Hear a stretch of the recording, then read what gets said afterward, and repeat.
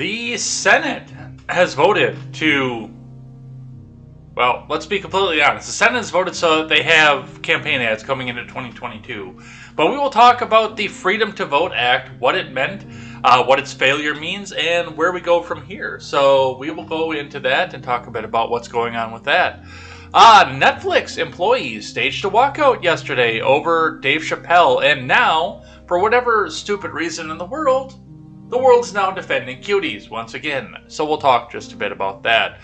The Donald has tried to get himself back in the news because people aren't talking about me enough, so I'm going to make my own social media platform. It's going to be great, okay? So we'll talk a bit about what that means and some stuff about Facebook that went along with that as well.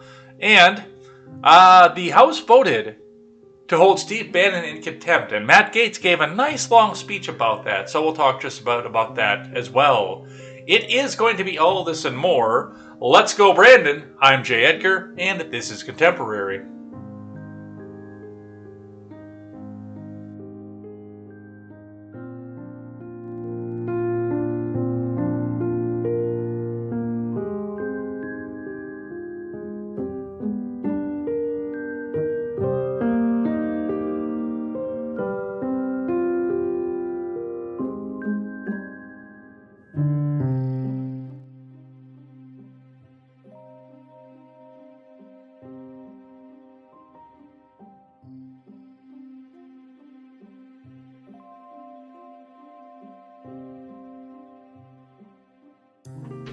Good morning, Edheads, and welcome to Contemporary. My name is Jay Edgar, and boy oh boy, do they keep feeding us news cycle after news cycle that is nice and full up at the top here. So, we're going to get to...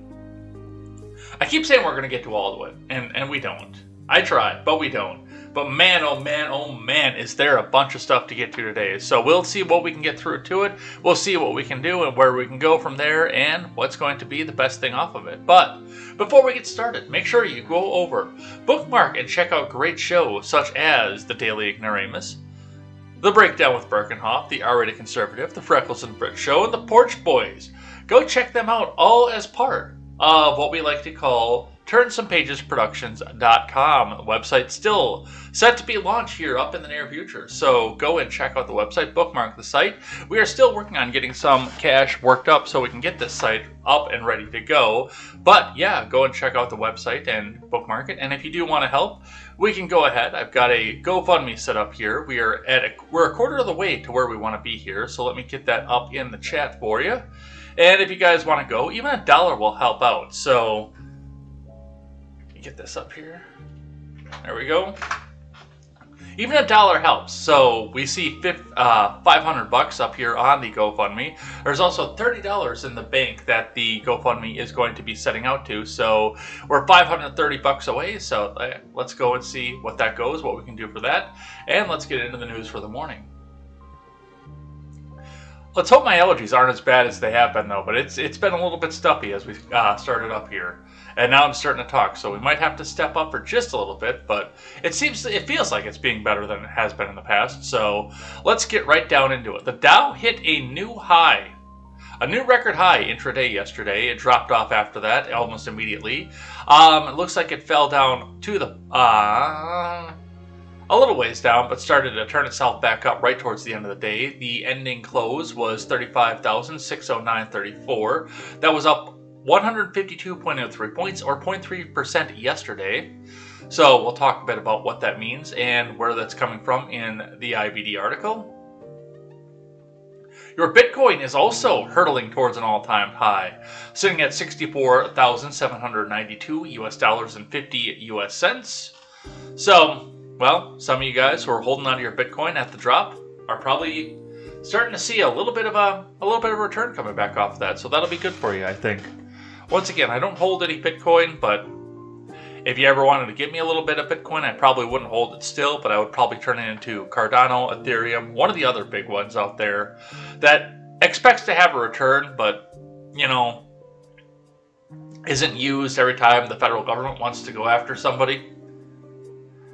Oh, I'm a hacker. I want to get a bunch of Bitcoin. They'll never be able to trace it. Sir, you're under arrest. for hacking an oil pipeline and then getting paid in Bitcoin. That's how we found you. So, well, that's what we see off of that. Your scrap metal prices, looks like copper finally hit its high. Aluminum turned itself back around. Copper finally hit its high and turned itself back around as far as the average. Steel is continuing to rise, and aluminum is on the rise once again. Looking at your individuals, it looks like looks like all of your copper is on the downswing today. Everything that says copper in it or brass is in the red currently, it looks like. BX steel is down, light iron is up, number one steel is up, cast iron is up, rotors are up, a complete car is up, shreddable steel is up, stainless steel is up. On your aluminum, it looks like some of the individual prices are starting to turn around, but some of the other ones are starting to come back, including aluminum rims. Holy shit. Aluminum rims took a nice jump overnight. But aluminum siding, clean aluminum copper fin, aluminum radiators are down, cans are up, sheet aluminum is up, rims are up, ballasts are up, motors are down, lead is down. Some of your cats are starting to come down. Your large foreign ones are on the way down. Everything else is still sitting back up. So just if you want to take your metal to the recycling center this weekend, adjust which ones you want to take. All right, let's have a look at IBD. Dow Jones futures fall. Trump's social media firm to go public. Tesla leads earnings movers. From Ed Carson. Dow Jones futures fell slightly Thursday morning, along with S&P 500 futures and NASDAQ futures, as Treasury yields moved back towards recent highs. Tesla, Crocs, and CSX were among the notable earnings movers. Former President Trump is launching his own social media company, and it's going public. The stock market rally closed narrowly mixed on Wednesday, with the Dow Jones hitting an all-time high. Bitcoin soared to record levels, though pulled back somewhat early Thursday. Former President Trump has formed a social media company, a long-speculated move. Trump Media and Technology Group will go public via an SPAC merger with Digital World Acquisition. Trump Media and Technology will have social media site Truth Social, as well as subscription-based video on-demand service TMTG Plus. So, what is it? Trump and Marjorie Taylor Greene Plus? I don't know. DWAV stock soared on the pre-market. Trump's access to social media networks has been restricted since the January 6th selfie fest. Tesla, Lam Research, and CSX reported earnings late Wednesday. In pre-market action, Tesla stock fell slightly despite beating earnings views. LRCX stock gave us a trip back to the top with an advertisement. LRCX stock fell modestly on mixed results. CSX stock rose among strong earnings after closing just above a buy point on Wednesday. IBM and Tenet Healthcare also reported late. IBM stock fell solidly on weak revenue. THC stock rallied on strong results, though quarter 4 EPS guidance was a little bit light. Crocs reported earnings more than doubled in quarter 3, easily beating. Crocs stock jumped at 9% in pre-market action, signaling a move back to the 50-day line, offering an early entry. Shares fell 4.5% on Wednesday, hitting resistance on the 50-day line. Nucor, Union Pacific, and Freeport-McMoRan are also due early on Thursday. On Wednesday, UNP stock advanced 1%, approaching a buy point. Union Pacific edged lower in extended trade on CSX earnings. A move above that level on strong Crocs earnings could offer an early entry. New stock climbed 1.8%, nearing its 50-day line. FCX stock edged up 0.2%, pausing around a short-term resistance level. So, I mean, is this a lot of people who just got hired for nursing in quarter 3 that are now getting fired because of the vaccine mandate? What's going on with Crocs? What are we doing here? I don't know. We'll figure out and we'll see where it goes. Democrats reportedly may ditch a plan to raise taxes on the wealthy, business, or capital gains. That's due to continued opposition on tax rate hikes from Senator Kyrsten Sinema. That could further complicate how to pay for the reconciliation spending package, which is already getting scaled back. Senate Democrats need all 50 members to agree on the same tax and spending plan. Of course, it is unclear what final package will be. Other reports said some tax hikes are still on the table, but investors and analysts, at the very least, may ratchet down Democrat tax hike expectations. Bitcoin rose 2% versus 24 hours earlier to below 65,000 after hitting a record 66,974,077 US dollars on Wednesday. The ProShares Bitcoin Strategy ETF, which tracks Bitcoin futures, rose 3.2% to 43.28 in its second day of trading. BITO options began on Wednesday. Bitcoin-related stocks powered higher once again. Tesla is on the IBD leaderboard. So, yeah, we are back to where there was a record at this point. 66,974 US dollars and 77 US cents. Congratulations. Tesla is on the IBD leaderboard. Dow Jones futures fell 0.3% versus fair value. S&P 500 futures lost 0.3%. NASDAQ 100 futures dipped 0.3%. IBM stock is on the Dow, S&P 500, and NASDAQ. Tesla and LRCX are on the S&P 500 and NASDAQ giants. The 10-year Treasury yield rose to 1.67%, right at the 5-month high. Crude oil prices edged lower. Copper futures fell sharply after big recent gains. So that's what's going on around the markets. And remember, overnight action in Dow futures and elsewhere doesn't necessarily translate into actual trading in the next regular stock market session. So that's what we're seeing off of this. And a lot of stuff moving, a lot of stuff shaking. And I don't know if this Trump social media thing is going to tank the markets or if it's going to make them rise, but we will continue to watch and see where that goes. Let's grab one from CNBC. Continue without supporting. I think so. Dow jumps to an all-time high. S&P 500 notches a 6-day win streak from Tanaya Makil and Pippa Stevens. The Dow Jones Industrial Average jumped to a record on Wednesday as investor sentiment was boosted by better-than-expected earnings reports and a new record for Bitcoin. The Dow Jones gained 152.03 points, or 0.4%, to about 35,609.34, touching an all-time high of 35,669.69 earlier this session, while it surpassed its high from August on an intraday basis. The 30-stock average was 0.1% from its record close. The S&P 500 added 16.56 points, or 0.3%, to 45,3619 and was less than 0.2% from its own record. The Nasdaq Composite retreated 0.05% to 15,121.68. The market climbed a wall of worries over the last 2 months. Fears the Delta COVID surge, supply chain hiccups, a China property crisis, the Federal Reserve signaling the removal of stimuli, and surging inflation reports rattled investors.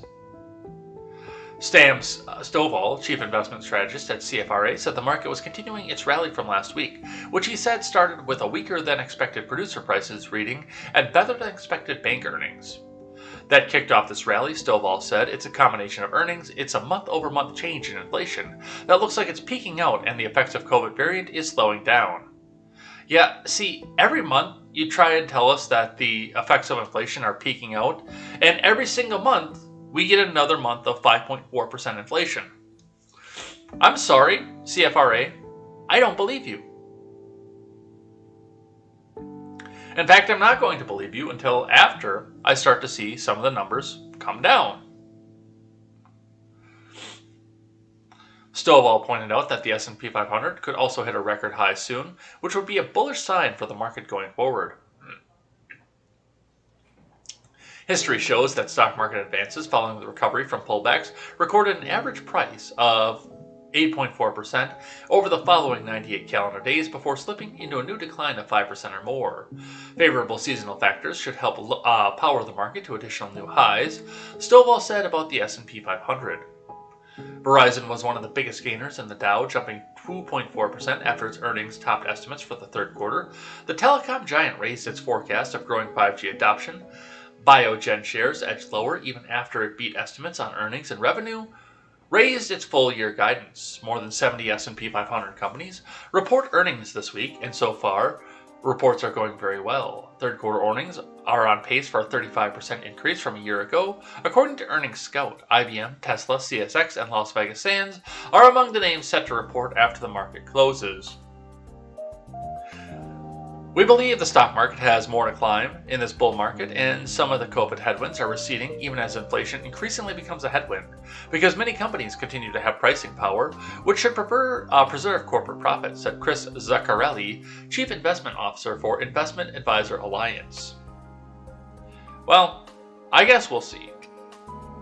I guess we'll watch, because there's still that workforce that got that taste of, we didn't want to go to work and now we're not going to work, and I'm curious to see what happens with the rental market. I'm curious to see what happens with prices there, because, it's another one of those things where rental prices could drop even down to below where they can make their mortgage, because they would rather sell the apartment or rent the apartment at a discount than leave it empty, leave it open. And I do see a large amount within the next year of people my age and younger moving back in with their parents, just because this is hard and I don't want to go back to work because my job sucks. So I'm not sure where this goes. It's going to be interesting to watch. It does look like, unless there is some major thing that, well, let's put it completely honestly at this point, unless there's some major thing that Biden, his administration, Democrats in Congress, or even local Democrats need to cover back up, I don't think we're going to get the Lambda and the Mu variant, and I do think that was entirely political. I think they're done with playing with COVID for now.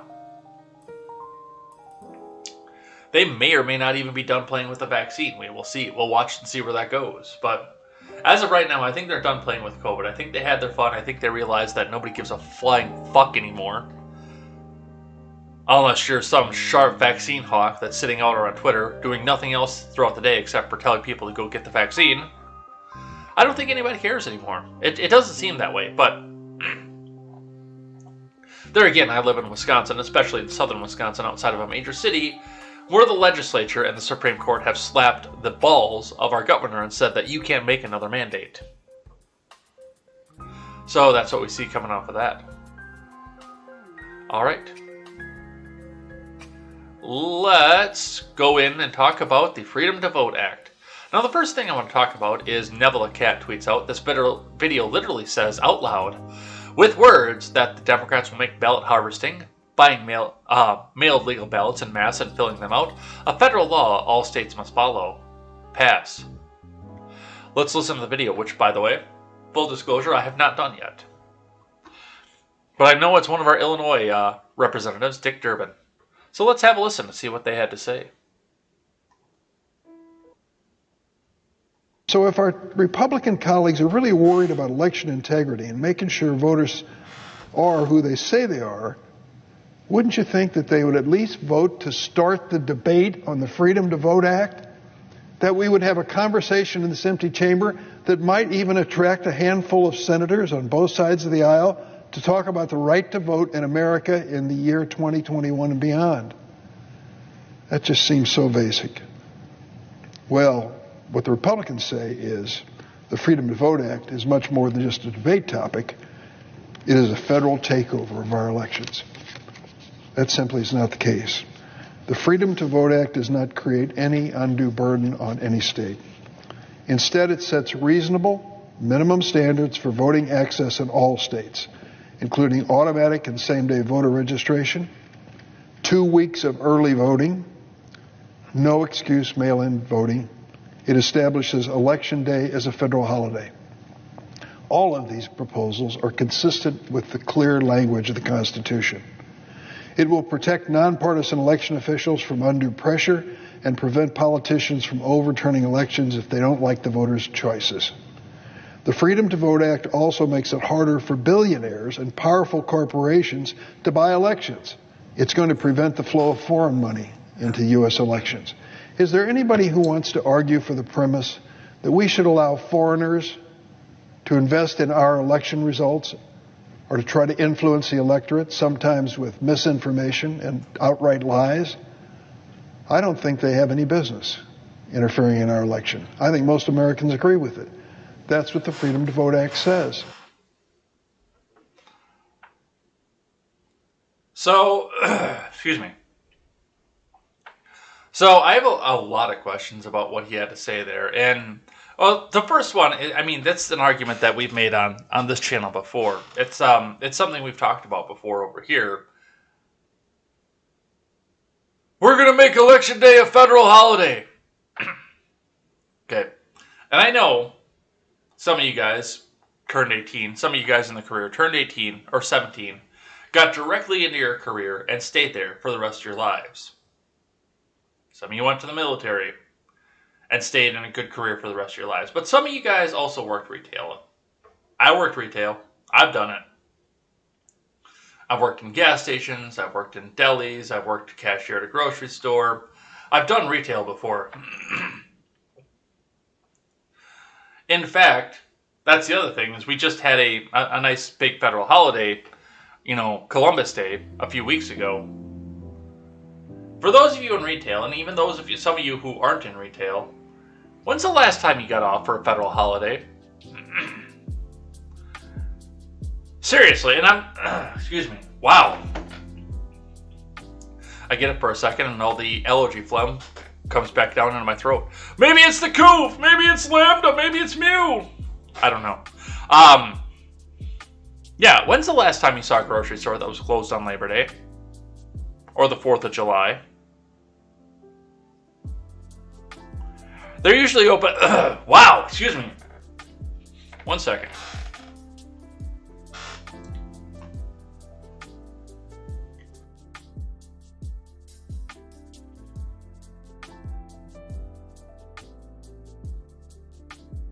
Sorry about that. When's the last time you saw a grocery store that's closed on the 4th of July? They're usually open for limited hours. I will grant that. There's usually maybe 7 hours that they're open. 7 a.m. to like 2 p.m. or something like that. When's the last time you saw a grocery store that was closed on New Year's Day? Christmas Day. Even there, on Christmas Day, they're usually open from 7 till noon, at least around here. Just in case you gotta run out quick to go get that last can of cranberries or a seasoning that you forgot to pick up at the grocery store for your big Christmas dinner with all your family surrounded around you. When's the last time you saw 7-Eleven closed on Memorial Day? It doesn't happen. So this whole thing of Election Day it's a national holiday. What does that mean? Especially given the fact that these people pay attention, that they're trying to court and bring in all these young voters who are working these minimum wage jobs. As far as everything else that goes off of this, I mean, that's the big one that one just sticks in my mind every day. We want to make Election Day a national holiday, as Instagram kicks out for the day. But there was much more with this. Just federal takeover of local elections. Let's look at a couple other points with this one here. So if our Republican colleagues are really on the aisle to talk about the right to vote in America in the year of our elections, that simply is not the case. The Freedom to Vote Act does not create any undue burden on any state. Instead, it sets reasonable minimum standards for voting access in all states, including automatic and same-day voter registration, 2 weeks of early voting, no excuse mail-in voting. That's the other thing that bothers me, the automatic voting registration. You hear about that a lot. Oh, you're automatically registered to vote if you got an ID or something or whatever the fuck in this country. I don't know what the standard is that they're going to come back out to do with it. Maybe it's if you have a pulse in this country. You're automatically registered to vote. Why? Now, I have voted in every election since 2004. Every major election, let me rephrase that. I've voted in every major election since 2004. But I'm not going to lie to you and tell you that I have voted, because I didn't really start getting politically minded until about halfway through not even halfway through, about the time that I saw Barack Obama put his hand on the Bible for the second time. That's where I started getting majorly politically active. I have voted in every election since then, but, I've been in every presidential election. I have voted in every presidential election since 2004. That much I can tell you. But, what about my county commissioner, or a mayor, or a governor on an off year? Because those happen on off years before. Representative, midterm. The elections that are happening in odd-numbered years right now. If I'm automatically registered to vote, and I don't vote, who's voting with my vote? Do I have an assurance that somebody isn't voting with my vote? These are all questions that I have. And trust me, if I'm not going to go and get up to vote, am I going to be the kind of person who's going to go scour my local register, my local record, and make sure that nobody voted for me?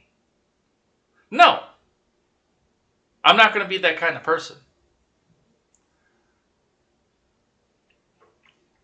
So there's a lot of stuff to think about for this, but really honestly, looking at this, and that's the reason for the title card, it's the reason for the title tweet off of this program. This was not intended to pass. This is another one of the things, and we've seen a lot of this out of this Senate, where they'll go up and they'll have a vote where they know they don't have the votes. They know it's going to get blocked and filibustered because they can't go back and use this. And it does a couple different things. First and foremost, it gives people like Brooklyn Dad Defiant another opportunity to come out and say, hey, let's go and end the filibuster because we need to end it. Because we hate Senate Republicans and the fact that they still have a voice.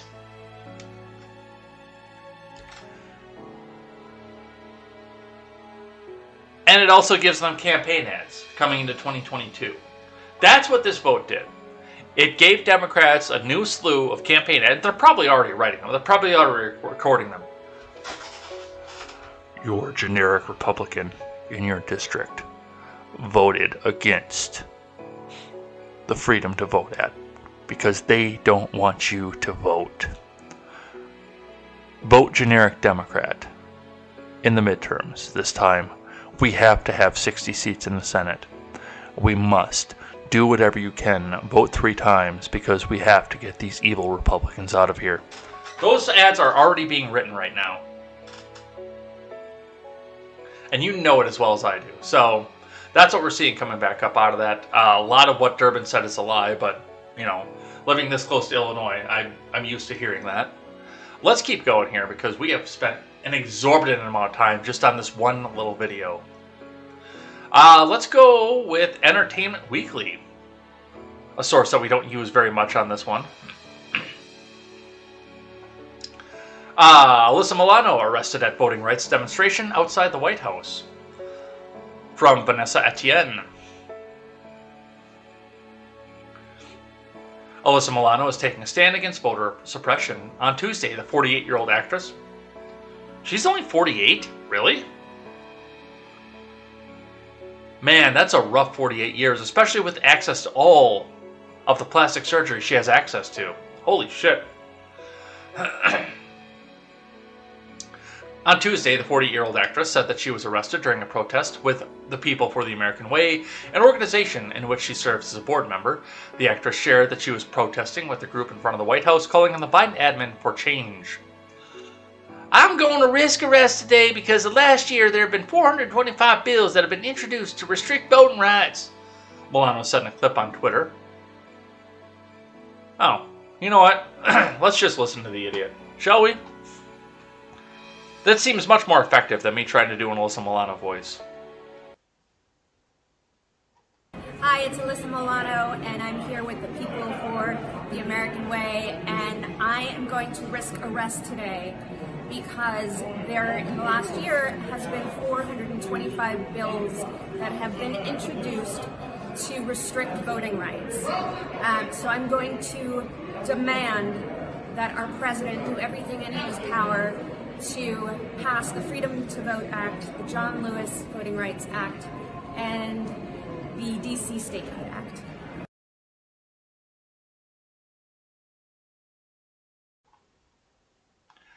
So, we have photos out there. Photos of the No More Excuses, Voting Rights Now. The banner there. you have voting rights. Everybody pictured in this can vote. Yeah, I'm sorry, you have to go make a little bit of effort to go out there. But yes, nobody that's in this picture, unless one of them has a major felony on them, will be denied the right to vote. Nearly 2 hours later, Milano shared an update on her social media platforms that she had been arrested during the event.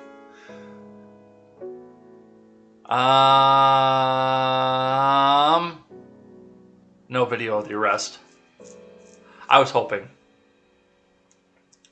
I was just arrested for demanding the Biden administration and the Senate to use their mandate to protect voting rights. Stand with me and People For and tell the Senate and White House the voting rights shouldn't depend on where you live. Hashtag don't mute our vote, she wrote. An officer with the U.S. Park Police reportedly warned protesters that they could be arrested due to a D.C. misdemeanor law that prohibits crowding or obstructing streets or sidewalks according to deadline. Unless, of course, you're protesting for St. George, hallowed be his name. An interesting thing was pointed out to me, though, with the arrest, and that's the reason that I put this. I would have completely ignored this article, except for the fact that there was something interesting that was pointed out to me in a discussion about this particular article, and that is the fact that a lot of Hollywood celebrities do this. Like Shailene Woodley, when she got arrested for the Keystone Pipeline protest, and now Alyssa Milano. It seems to be a common thing.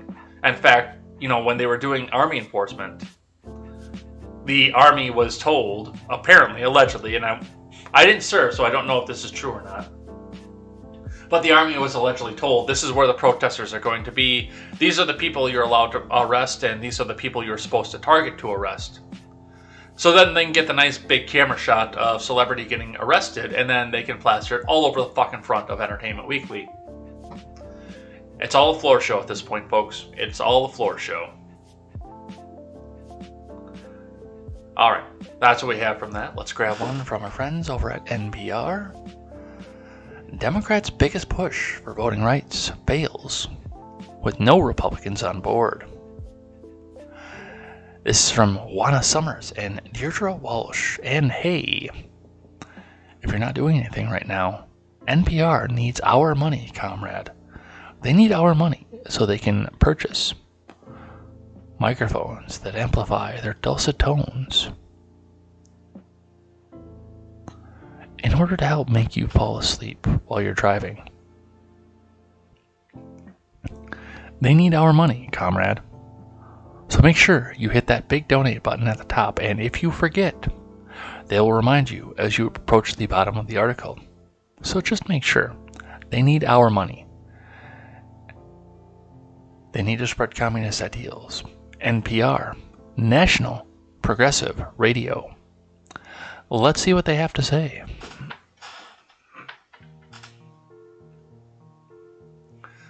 Senate Democrats' most forceful and perhaps last push for major voting rights legislation this year was blocked by a Republican filibuster on Wednesday afternoon.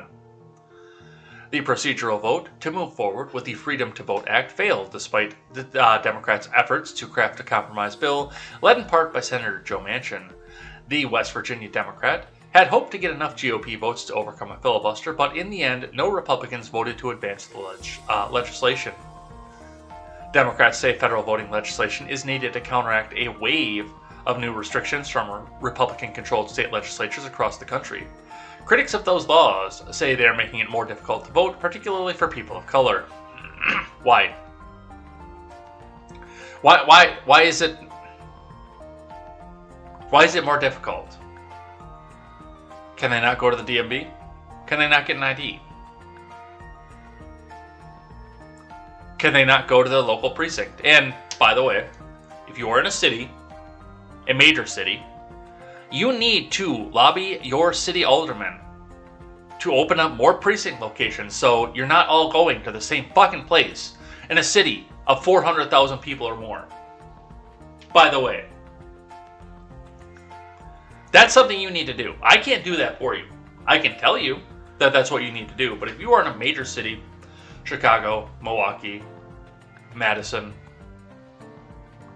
Green Bay, and those are just the ones around me, Minneapolis, Atlanta, New York, go tell your alderman that they need to open up more precinct locations instead of just combining them all into one big precinct location. Because that's where you get your long lines from. When you have 400,000 people plus trying to get into the same place at the same time on the same fucking day. That's where you get your long lines from. I've never stood in line, even living in Kenosha, for more than 10 minutes to go and vote. Ever. Even in Kenosha, downtown, in the middle of the ghetto, I have never waited more than 10 minutes in line to vote.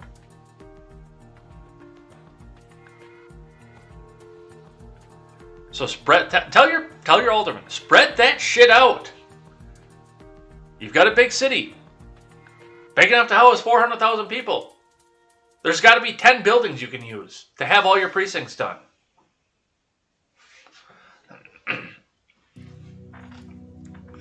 The Freedom to Vote Act would have, among other things, established Election Day as a national holiday, set national minimum standards for early voting and voting by mail, and created new requirements for groups not currently required to disclose their financial donors.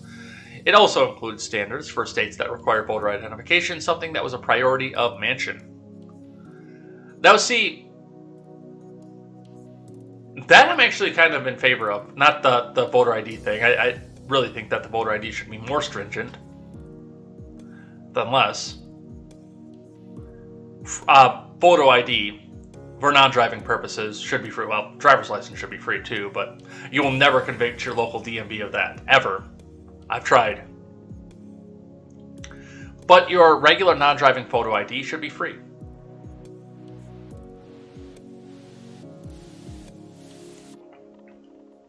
It doesn't cost $75 for to print a driver's license. It doesn't cost $75 for that. So take some of the fee money that you got for all the people in your state that drive and use some of that to go print off the little cards with the photo. Or the seniors who can't drive. Or the people who don't drive. The people who are blind, deaf, or otherwise. Actually, I think most deaf people can drive now at this point. But all the other people who don't drive, get them a free card if your state doesn't already do so. The last I checked, and it's been a while since I've actually had to long time interact with somebody who didn't drive. But the last I knew, when my brother got his photo ID, it was free in Wisconsin. I should actually look into that, see if it's still free. I have no idea if it is or not.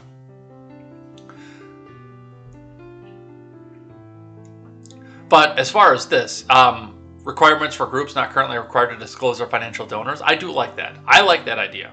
Make sure that everybody knows where the money is coming from, because what do I always say when I talk about the vaccine, when I talk about the government, when I talk about mandates, what do I always say? Follow the money. Follow the money. So I'm actually okay with the disclosure requirement. I like that. Because I want to know who owns them, and it's a lot easier than getting them to sew patches with their donors onto their jackets. Like a NASCAR jacket. But yeah, that's dead in the water. And yeah, I told you it was going to be dead in the water. Because now they have campaign ads. Let's keep going. Here is the caption that goes with that. The breaking news, 49 to 51, Republicans block the Senate from moving forward on Democrats' voting rights bill. Freedom to Vote Act. Vote was announced by Vice President Harris. 60 votes were needed.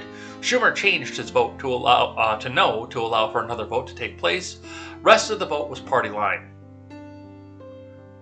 I'm kind of interested as to why Schumer changed his vote and why that would matter. Because you weren't going to break the filibuster anyway. That's something I don't know. I can't answer for you. I'll have to look into a little bit more to see. Let's listen to Harris up off her back temporarily. VP Harris on voting rights legislation. We're not going to give up. We're not deterred. But there's still a lot of work to do. President, what options do Democrats have left on voting rights? It's clear that Republicans are not going to support this. Well, let's start with what just happened, which is the United States Senate and members of the United States Senate had an opportunity to uphold the importance of every American's right to exercise their fundamental right in a democracy, which is the right to vote. And when presented with this opportunity, the Democrats unanimously upheld the importance of that right, and the Republicans, sadly, unanimously failed to do so. So we're not going to give up.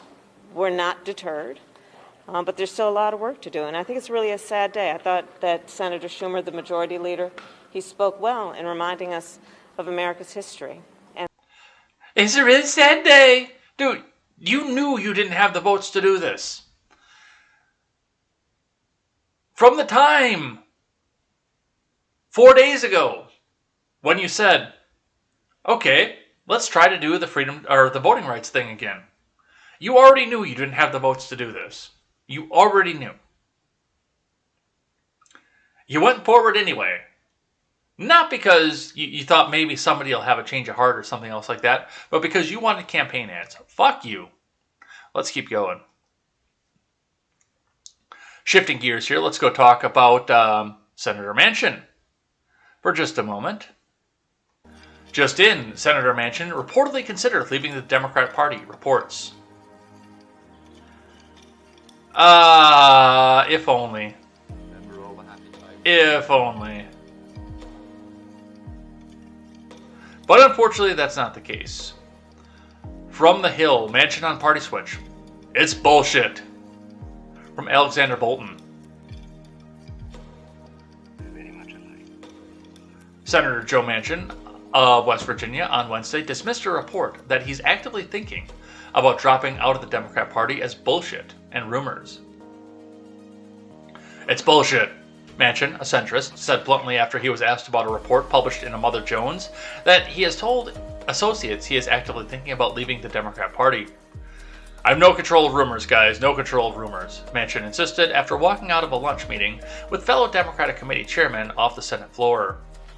Mother Jones had reported that Manchin would leave the Democratic Party. President Biden and his colleagues stick with a plan to pass a $3.5 trillion reconciliation package. The news outlet also reported that Manchin told associates he's considering a two-step plan for exiting the party. In step one, according to the report, he would send a letter to Senate Majority Leader Charles U. Schumer, informing him of his plan to drop off Schumer's leadership team. After waiting a week, in step two, he reportedly would change his voter registration from Democrat to Independent, which would still allow him to vote in the Democratic Party primary under West Virginia election law. Manchin is up for re-election in 2024 and hasn't said whether he'll run for a fourth Senate term.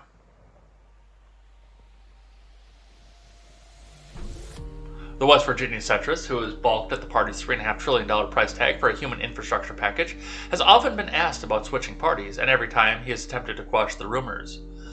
Manchin appeared close to losing his temper on Wednesday. When asked again about the Mother Jones report, he walked back to his office in the Hart Senate office building. I can't control rumors. It's bullshit. Bullshit. With B-U-L-L, capital B, he declared, his voice rising with exasperation. Yeah, I don't know if he's going to, because, I mean, he's been a Democrat in West Virginia for a long time, and he's been successful as a Democrat in West Virginia for a long time. I think he's been a Democrat in West Virginia in elected office for as long as I've been alive. When did Manchin first get into politics? Manchin, start of political.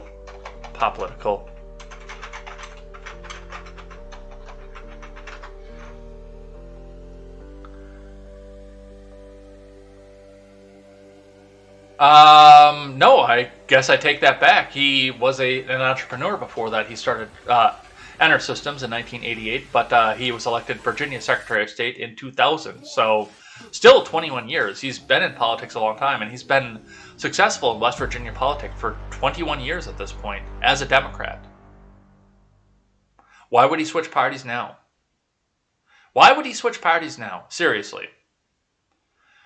I mean, I understand.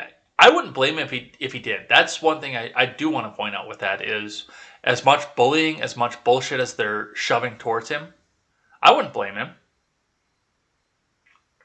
If he came out and said, no, I don't want to be a Democrat anymore, you guys fucking suck, I wouldn't blame him. Because they've been kind of shitty to him. But no, as of right now, it does not appear that he has any sort of plans to switch parties. He's not going to pull a Van Drew. All right, let's talk about Netflix. From Yahoo News, Netflix braces for staff walkout and LGBTQ rally over Chappelle's special. from Andrew Marzal. Netflix bosses brace for an employee walkout and rally in Los Angeles on Wednesday as anger swelled over a new Chappelle comedy special that activists say is harmful to the transgender community. The streaming giant has found itself embroiled in an intense and highly public controversy over Chappelle's The Closure, which is fantastic, by the way. If you haven't listened to it, I recommend it highly. In which the stand-up star insists gender is a fact and accuses the LGBTQ people of being too sensitive. Not really, I guess. I guess I can tell you that if you stretch it a little bit, maybe. But that's not the vibe that I got out of it, and I just listened to it a few days ago. We respect the decision of any employee who chooses to walk out, and recognize we have much more work to do, both within Netflix and in our content, Netflix said in a statement to AFP, which the company understands the deep hurt that's been caused. Organizers intend to present a list of firm asks to Netflix content chief Ted Sarandos at Wednesday morning's rally, which leader Ashley Marie Preston earlier said had been moved to a larger site due to overwhelming demand. The event will call for content that prioritizes the safety and dignity of all marginalized communities, she wrote on Instagram. Transgender Netflix employee Tara Field has called on the streamer to add a content warning to The Closer and to promote more queer and trans comedians and talent. The content warning is just makes me want to go and watch it some more. I'm not going to lie. A place can't be a great place to work if someone has to betray their community to do so, Field wrote in a blog post on Monday. The Closer has been condemned by LGBTQ groups, which cited studies linking stereotypes about minorities to real-world harm. Sarandos wrote to staff in a leaked internal memo last week that content on screen doesn't directly translate to real-world harm and emphasized the importance of defending artistic freedom. So, and we will talk a little bit more about Sarandos with that as well, but, I mean, the thing with this, and I'm going to be completely honest with you, and by the way, we found out on the Red Net show on Monday that you cannot share Netflix on the screen because they black it out, but you can still do sound. So, there's one joke from The Closer that I want to play back out for this. One joke, because, you know, you hear all the other trans stuff. You hear all the rest of that everywhere. But in order to get, and once again, I've listened to the special front to back. And in order to get into anything about homosexuality, transgenderism, the LGBTQ movement, or anything else like that, before you can get anywhere close to any of those jokes, you first had to get around this joke somehow and completely miss this one, which, you know, based on experiences that I've had, is probably a bigger sin than the jokes that they heard at the end of the show allegedly complaining about the transgender movement. So let's have a listen.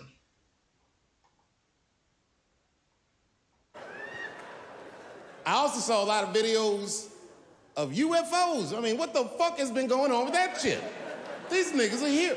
These UFOs keep coming to Earth, and it made me think of an idea for a movie. It sounds dumb, but hear me out. In my movie idea, we find out that these aliens are originally from Earth. That they're from an ancient civilization that achieved interstellar travel and left the Earth thousands of years ago. Some other planet they go to, and things go terrible for them in the other planet. So they come back to Earth, decide that they want to claim the Earth for their very own. It's a pretty good plot line, huh?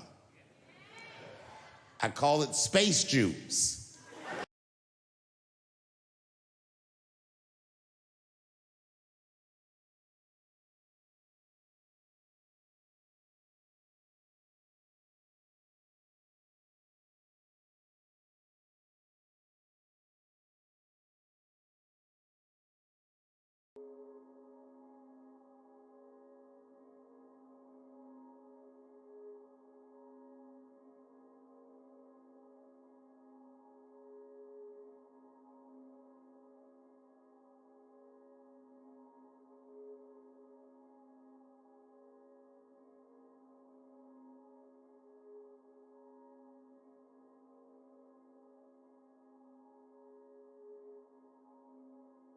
Thank you. All right. Anyway, yeah, I turned it off to go and take a drink, and then, yeah. I'll have to fire my producer. Oh shit, that's me. Yeah, just, and like I said before, I realized that I was muted out of there. All the LGBTQ stuff, everything else is, that's right at the, that's at the end of the special. That's the majority of the special. Don't get me wrong, but that's going towards the end. That joke that I just played for you guys is right at the beginning. It's the 6-minute 51-second mark. Is where that joke took place. And they had to completely get around that joke. Completely get around it in order to get offended by everything else off of there. In today's society, I would think that that joke would be more condemning than anything else that's in that special. But, hey, leave it to me to go back and figure that out. All right, let's keep going. Netflix employees are staging a walkout amid Dave Chappelle controversy. This one's from CNN. I don't know how much new information is going to be in this, but we'll check out some of the stuff off this. We probably won't spend a lot of time on this one. From Chloe Mellis and Josh Campbell. Approximately 65 demonstrators, including Netflix employees and supporters of the transgender community, protested outside the company's offices in Los Angeles on Wednesday. Employees began streaming out of the building at about 10:30 a.m. Pacific time. That's 12:30 p.m. in regular person time. In protest of Dave Chappelle's The Closer comedy special, which has been criticized as transphobic by the transgender community and others. Tell me you've never listened to The Closer without telling me you've never listened to The Closer. Demonstrators who spoke to CNN expressed their disappointment with Chappelle and the way Netflix has handled the controversy surrounding comments in his shows. What comedians say in comedy show doesn't matter, and it does have real-world consequences, Bridget Sampson said. I don't have a problem with most of his humor, but to say gender is real and to align with TERFs, trans-exclusionary, radical feminists who want to deny the reality and existence of transgender people, being the gender they... Dude, that's not what he said!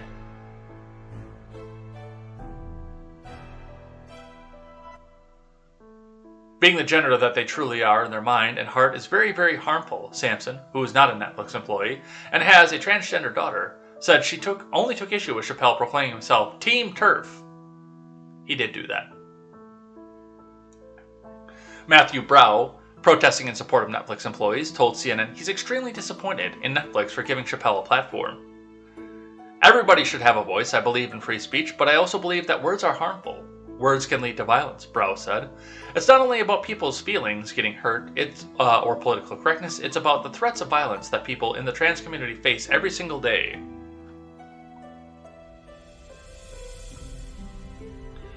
Chappelle's special comes during a historic year for anti-transgender legislation introduced in at least 33 states, and less than a year after a record high number of transgender people, most of them trans women of color, were killed. What is this record number?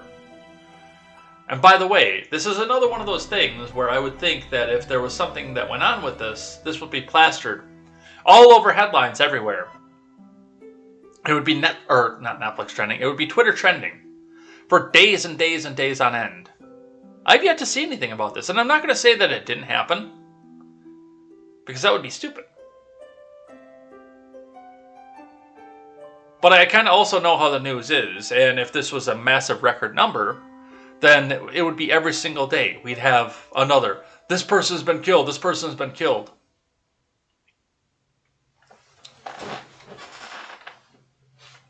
Netflix employees and organizers are calling themselves Team Trans, and are asking for more trans and non-binary individuals in executive level positions at Netflix, and want the company to create a fund to support the trans and non-binary talent, according to The Verge, so they want money.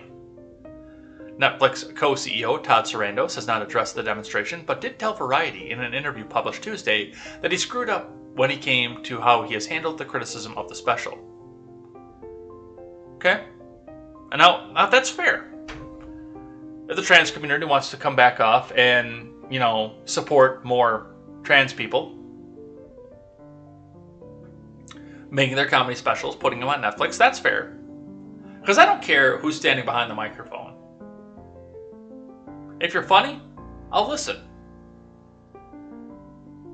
If you're not, I'm less likely to watch your next special, unless it comes with high praise and high reviews. I'm less likely to go down the road and watch more of your specials down, but if you're funny, I'll come back and watch your special.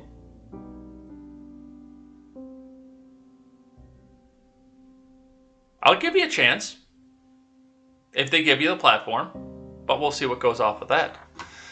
From The Hollywood Reporter, Ted Sarandos, I screwed up with Chappelle memos, but my stance hasn't changed on the Netflix special. From J. Clara Chan, Netflix co-CEO Todd Sarandos apologized for his communications to staff about Chappelle's latest comedy special, The Closer, noting that he screwed up and shouldn't have acknowledged the employees were in pain due to the streaming giant's decision to air the special. Speaking with The Hollywood Reporter by phone on Tuesday evening ahead of the staffers' planned walkout and rally on Wednesday, Sarandos asserted that Chappelle's special was in line with the company's stance towards artistic expression, and he said he didn't believe it would be appropriate to add any disclaimer about harmful content ahead of the special. So, yeah, he's coming out here and saying, oh, no, my stance hasn't changed, but, maybe I was wrong to talk about it. Dude, like I say, put a disclaimer on there if you want. For me, that's just an advertisement. Okay, this is actually going to be fucking funny. But that's what we had coming off of that. Let's look at some of these demonstrations, actually. I got a few tweets here with some video of some of this, and then we will move on and talk about Facebook. So, first and foremost, the biggest problem that I have with this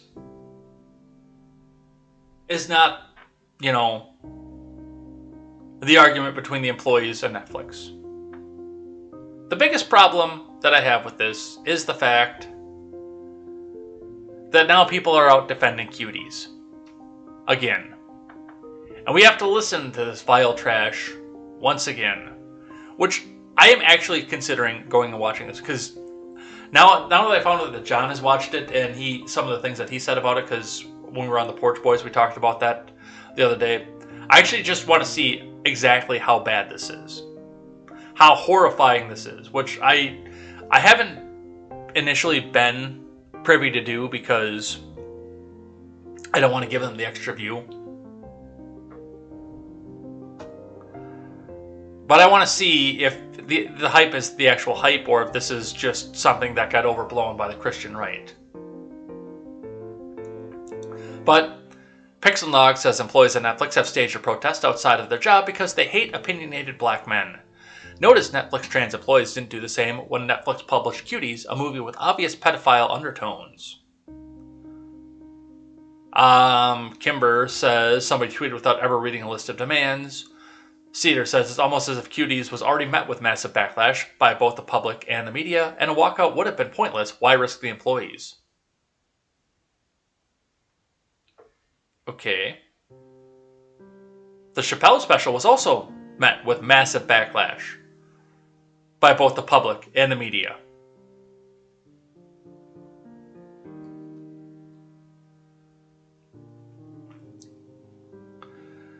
Kate Upton says, why would trans people get particularly upset about Cuties more than the average person? Everyone was equally weirded out. Jack Hoffa, and this is the one right here. Notice when you watch Cuties, it's clearly not pro-pedophilia at all, but when you watch Dave, he literally says, I'm Team TERF. Well, I guess I want to figure out. And then also, Netflix didn't make Cuties. Stop making excuses. Even if they didn't make the Chappelle skit, they'd still get the same backlash to remove it. So yes, people are out there unironically defending Cuties. Alright, let's watch some protest video. That's always fun.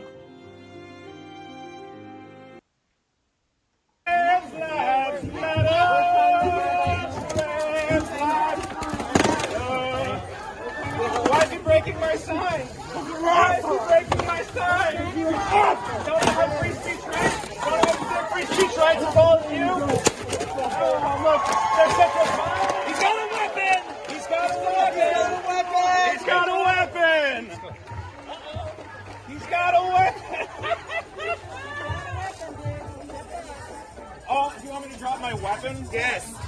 and leave. There's my weapon. We're not trying to have any discussion. I'm not discussing anything. You're talking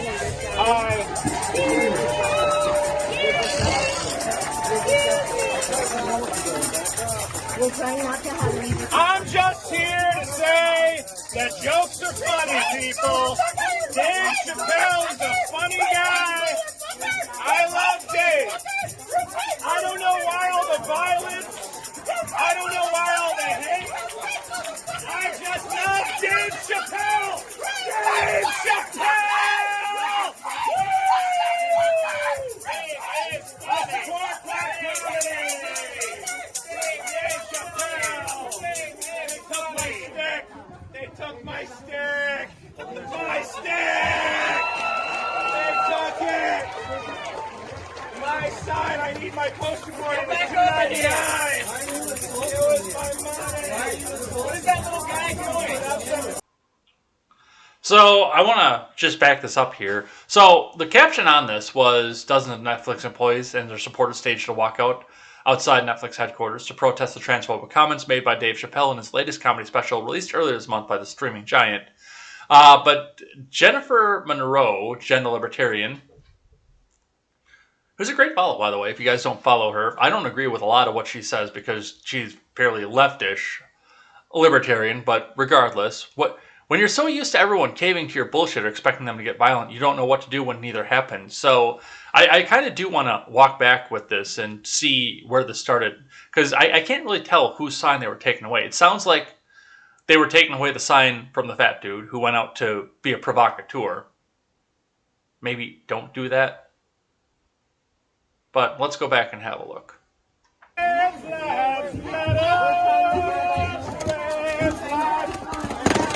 Okay, yeah, they clearly stole that sign right from him and busted it.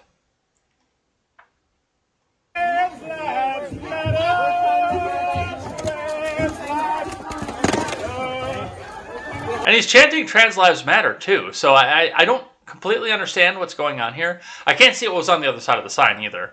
I know I see the yellow part that says "We like Dave," but yeah, they aggressed upon him. They took a sign and then they handed the stick back to him and said, "Oh, he's got a weapon! He's got a weapon!" And then Jen also tweets back out with this: "Shake that tambourine a little harder. Maybe that'll help your cause." All right, and the other one here, some more protest video from this. Trans Lives Matter, unless of course you happen to be Daphne Dorman, the trans comedian that dared defend Dave Chappelle, who subsequently committed suicide after being harassed by the Trans Lives Matter mob, which incidentally was a story told in the closer. Shame on them. Let's watch. Trans Lives Matter! Trans Lives Matter! Trans Lives Matter! Trans Lives Matter! Trans Lives Matter! Trans Lives Matter! Now! What do we want? Accountability! What do we want it now? What do we want? Trans Lives Matter! Trans Lives Matter! Trans Lives Matter! Trans Lives Matter! Which, and I mean, that's interesting to me as well, because what did we see? I mean, for those of you who've seen the closer, what do you see right at the end of it? You know, probably 45 minutes into it, Dave starts talking about his friend, a transgendered woman, who he called on to open for him. It was one of her first comedy appearances, and she bombed on it, and she still stayed in good spirits after she bombed on the opening for Dave Chappelle. It was only like her 8th time ever on stage, and she opened for Dave Chappelle. And then, yes, the trans mob got to her because she supported Dave Chappelle, and she killed herself, leaving behind a young son, by the way. So, but I don't think a lot of these people saw the special. I think they were told what to be outraged about, and they're standing out there outraged. And like I said, if you listen to the special, you'll know.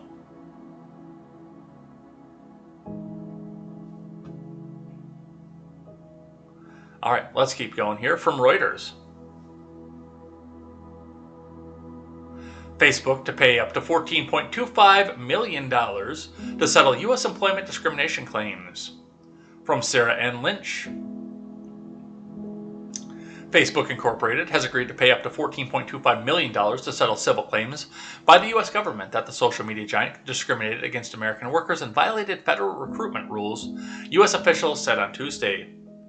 The two related settlements were announced by the Justice Department and Labor Department and confirmed by Facebook. The Justice Department last December filed a lawsuit accusing Facebook of giving hiring preferences to temporary workers, including those who hold H-1B visas that let the companies temporarily employ foreign workers in certain specialty occupations. Such visas were widely used by tech companies. Kristen Clark, Assistant U.S. AG for the Justice Department Civil Rights Division, called the agreement with Facebook historic.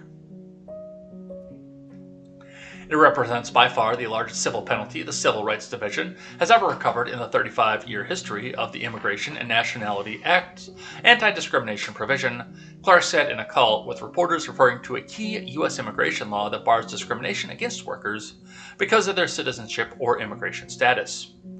The case centered on Facebook's use of the so-called permanent labor certification called the PERM program. The U.S. government said that Facebook refused to recruit or hire American workers for jobs that had been reserved for temporary visa holders under the PERM program. It also accused Facebook of potential regulatory recruitment violations.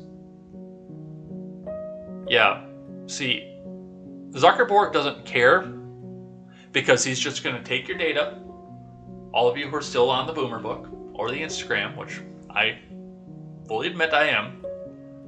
He's going to take your data, he's going to wrap it up in a nice neat little bow in a box, and he's going to sell it to China 25 more times.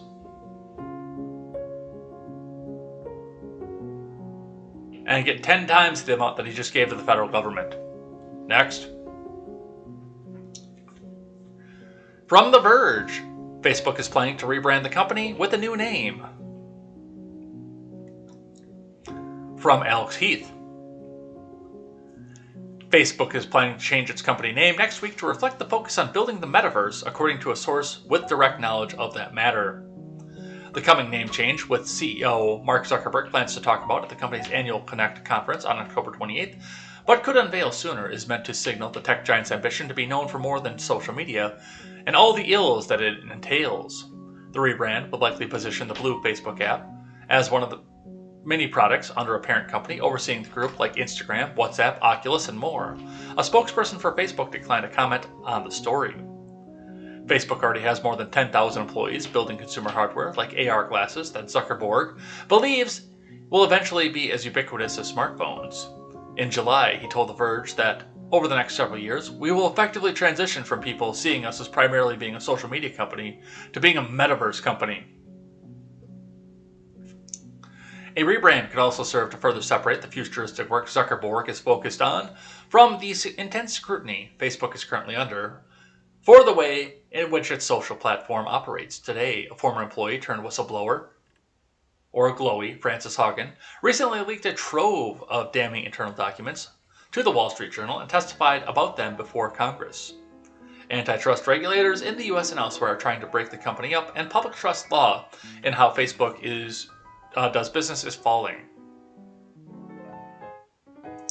Facebook isn't the first well-known tech giant to change its company name as its ambitions expand. In 2015, Google reorganized entirely under a holding company called Alphabet, partially to signal that it was no longer just a search engine, but a sprawling conglomerate with companies making driverless cars and health tech. And Snapchat rebranded to Snap Incorporated in 2016, the same year it started calling itself a camera company and debuted the first pair of Spectacles camera glasses. I've never heard of Spectacles camera glasses before. Dude, Snapchat is just for seeing titties. Seriously. Anyway, as far as what this does, yeah, I mean, he's just going to make a new parent company off of this, but it's still going to hold the Facebook, the Instagram, your WhatsApp, the Oculus glasses. It's going to be the same thing. I don't know what the fuck he's going to call it. I really don't. But part of this, I think, is, I mean, we look at this woman off of here who was able to walk away with company secrets and go testify in front of Congress, join Twitter on October, somewhere within October, and within 48 hours have a blue check mark and be verified.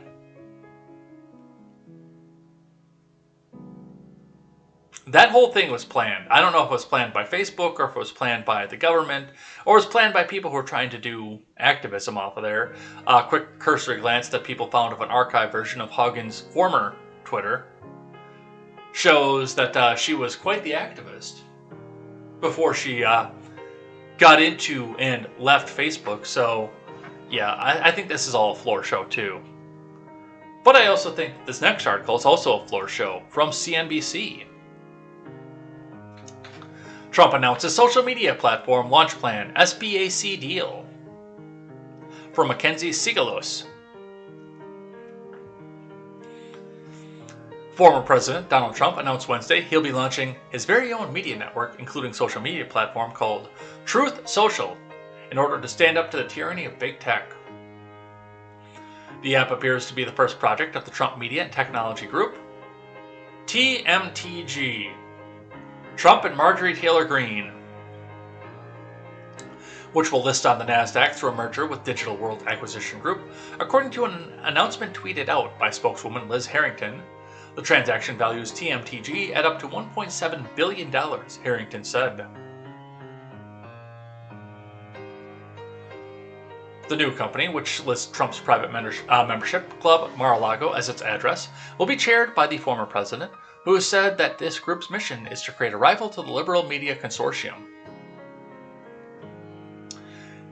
We live in a world where the Taliban has a huge presence on Twitter, yet your favorite American president has been silenced, Trump claimed. Trump was notoriously banned by major social media giants earlier this year, following his posts related to the January 6th selfie fest at the U.S. Capitol building. The move? Oh, that's not him. The move doesn't come as a total surprise. Trump and his team of advisors have dropped hints for months that they might launch his own social media platform to rival Facebook and Twitter. According to the press release, Truth Social is currently available for pre-order on the Apple App Store, and a beta version will be available to invited guests starting on November of 2021. A nationwide rollout is expected in the first quarter of 2022, the release said. The release also noted that TMTG intends to launch a subscription video-on-demand service that would feature non-woke entertainment programming, news, and podcasts. Yeah, no, I'm not going to pay you fucking money to go watch video. Fuck off. For those who register online to receive emails from TMTG, the terms of service require that users sign away their right to file a class action. Digital World Acquisition Group has not yet filed anything with the Securities and Exchange Commission about this merger. Well, here's the thing. Now, there have already been attempts at this, and of course the social media Trump thing, where from the desk of the 45th President of the United States, which I keep seeing him post to, but I thought that shut down. But regardless, we could argue about that forever. I have yet to see any inkling that this will work, but I also am very surprised that this is available for pre-order on the Apple Store, because I would think for sure that Apple would shut this shit down in a hurry. I don't know. I mean, I'm probably going to have a presence on it. I don't know how much I'm going to post to it, but I'll probably have a presence on it at least, just to claim the name before anybody else does. So I guess we'll look into this and see where this goes. But I'm going to be the social media guy. I'm going to be the new Zuckerberg, and I will come out and tell you guys what it is that I think as your favorite president. Okay, come follow me over on TMTG. But here's the other side of this, and I've long since predicted this. There is a sickness among the American left and the journalism aspect of this. And I've talked about this with Parler, I've talked about this with Gab, I've talked about this with a number of other social media sites. And that is the fact that if he does this, they're so sick with this because they want to know the next thing that he's going to say. Because you can plaster a Trump tweet all over the news headline and cover up for, no questions, please. Thank you. Well, everything we're doing is good, and the orange man is bad. Okay? Come on, man! The news media can come up and plaster this everywhere, and you know they're going to go anywhere they can go find Trump. What did I say before? What have I said before on this? When Twitter was circling the drain before Donald Trump came down the escalator, and then because that was his preferred platform, that's where everybody went back and flocked back to. And then it became probably one of the biggest companies in the world. Because everyone wanted to see what Trump would tweet out next. So they could be the first one to sit down there and get a comment and it said, he said something racist. I'm the first person to comment. Look at me, I'm the first person to comment. And I told Trump how much I hate him. Oh, look at me. He said something racist and I got to comment on it. And now I get to retweet it and tell the world how racist he is. Yeah, they're going to go flock to this thing. So they can be the first one to come out and say, Trump is going to say something racist. I get to report on it. Then I get to take it back to Twitter and report on it and post it out on Twitter again. So I can tell all my Twitter followers how racist he is.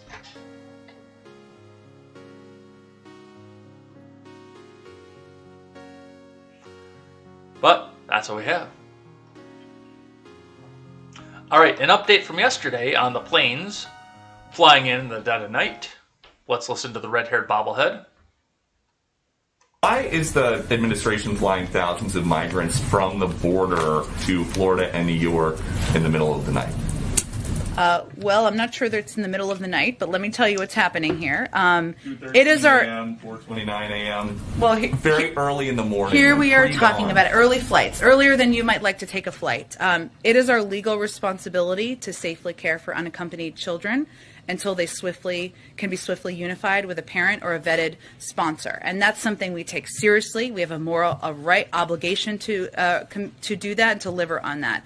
As a part of the unification process, our Office of Refugee Resettlement facilitates travel for children in its custody to their families or sponsors across the country. So in recent weeks, unaccompanied children passed through the West. I didn't miss that, Saki. Across the country. Westchester Airport, which I think is what you're referring to, en route to their final destination to be unified with their parents or vetted sponsor. It's no surprise that kids can be seen traveling through states, not just New York. It's something that we're also working to unite children with their family members or vetted sponsors in other parts of the country as well.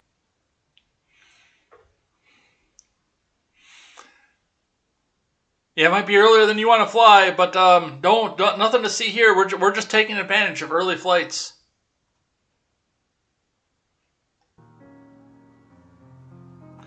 All right. Let's talk about Steve Bannon. I don't know why, but let's talk about Steve Bannon. From Yahoo News via the Associated Press. House to vote on Bannon contempt as justice decision looms. The House is voting Thursday on whether to hold Steve Bannon, a longtime ally and aide to former President Trump, in contempt of Congress after he defied a subpoena from a committee investigating the violent January 6th selfie fest. I don't know how BuzzFeed can put those videos out and still say violent selfie fest. Seriously. Yeah, there were a few people who were doing stuff they shouldn't have been. But for the most part, what did we see from the video of how violent these people are from BuzzFeed? Do you remember that from a couple days ago? Nobody was violent until the riot police came out and gave the fucking rock bottom to a protester standing outside the door. We all watched the same thing.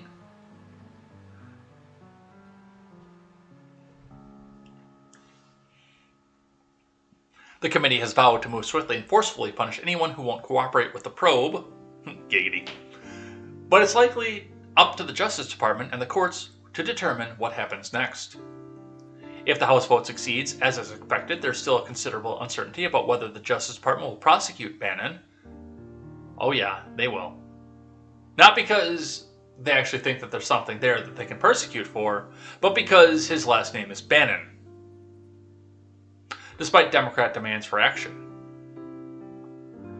The outcome could determine not only the effectiveness of House investigation, but also the strength of Congress, power to call witnesses, and demand information, factors that will be certainly weighing on justice officials as they determine whether to move forward.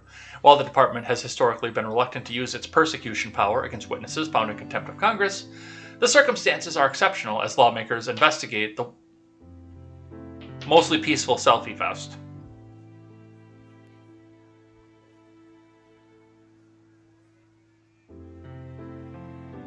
No, they're going to do it because his last name is Bannon. It's not going to be for any reason other than the fact that his last name is Bannon. For no other reason whatsoever. But Matt Gaetz decided to do Matt Gaetz things in the midst of this. And this is the one he's bragging about, by the way.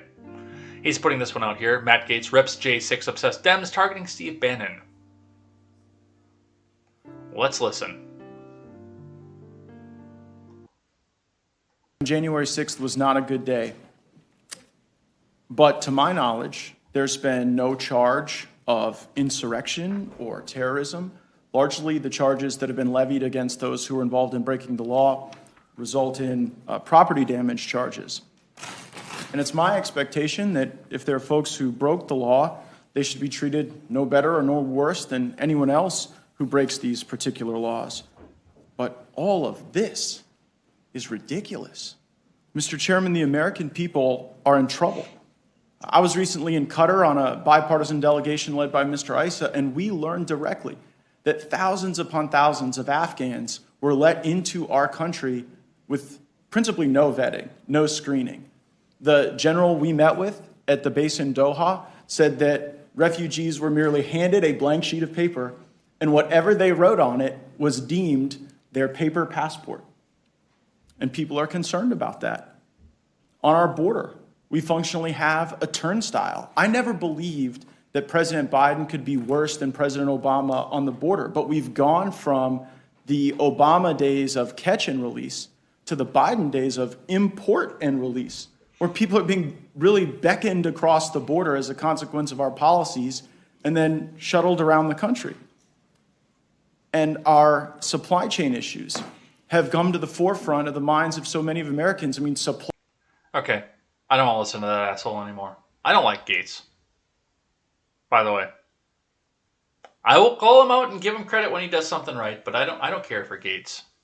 But he is striking on some of the key issues off of this. Yeah, there are many more important things to think about right now for the American people.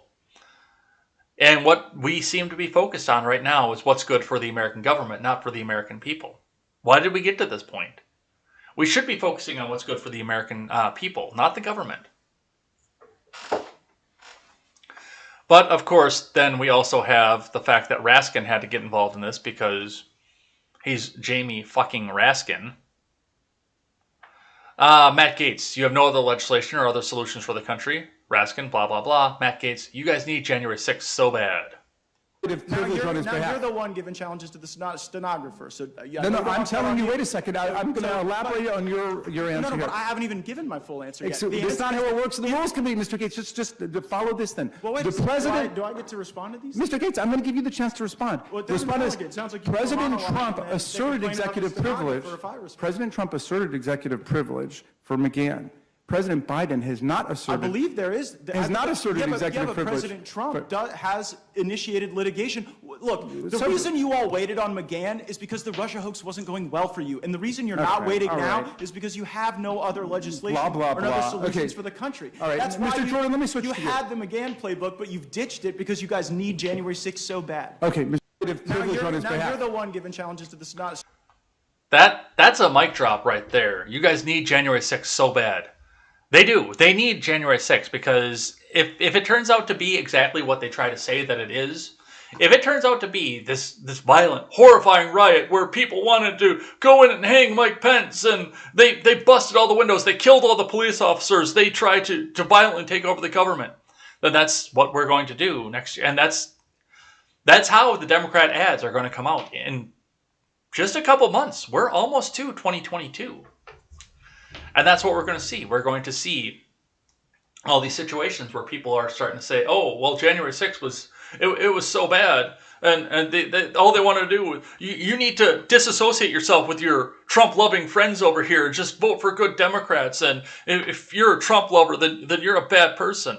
No, they need January 6th because they can't do jack shit else right now.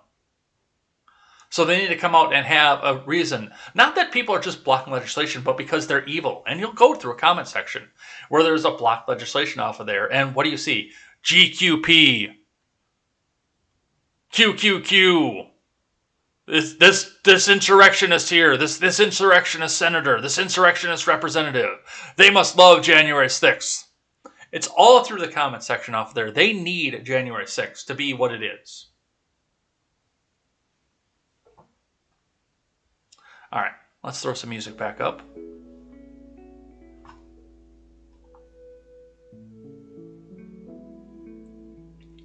This off script seems to be scripted. Maybe. And yeah, it was only off one side. I only heard it on the right ear myself, so.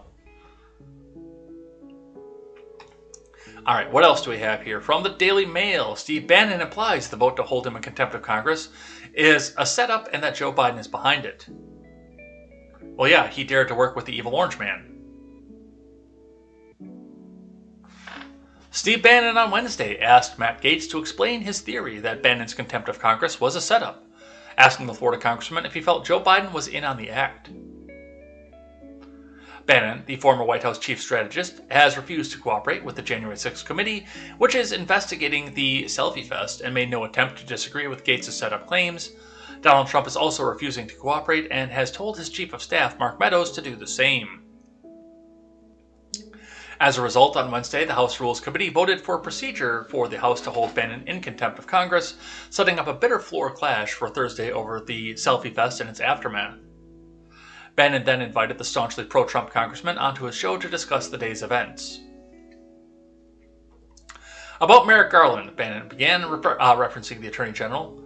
Give our audience some inside baseball. You're saying the Attorney General is coming out tomorrow? Yeah, I wonder when Merrick Garland's actually going to come out. I've long suspected. And you've said for a while this is all a setup. They'll do the committee one night, the rules the next afternoon, and bring the AG up, and then we'll have the vote in the House. As far as this goes, maybe, because like I said, I don't see a problem with the Justice Department going after Bannon. I don't see them having a problem with that at all, because he worked for the evil orange man, and that's part of the dehumanizing language that we see from some of this. And it's the same like when I got into it with Cat Turd and he sent all of his MAGA fucking sycophants at me. It was a dehumanizing argument, and the MAGA people do the exact same fucking thing. So you people don't get out of this one here. When there's somebody that you don't like that expresses an opinion that you don't like Marjorie Taylor Greene is a plant, it's not enough to come out and say, okay, tell us why you think that. It's you might as well be a leftist. Aren't you supposed to go out and get 200 more shots, more vaccinations? Why don't you just go over with the Lincoln Project and vote for McAuliffe against Youngkin? It is a dehumanization, and that's part of what the left is trying to do with Bannon right now, because he worked with the evil orange man. He's less than human. He should be in a cell. He's the mastermind behind all of this. And I don't see any problem at all. I don't see any roadblock in the way of the Justice Department putting him on ice for something that, quite frankly, I don't think he did.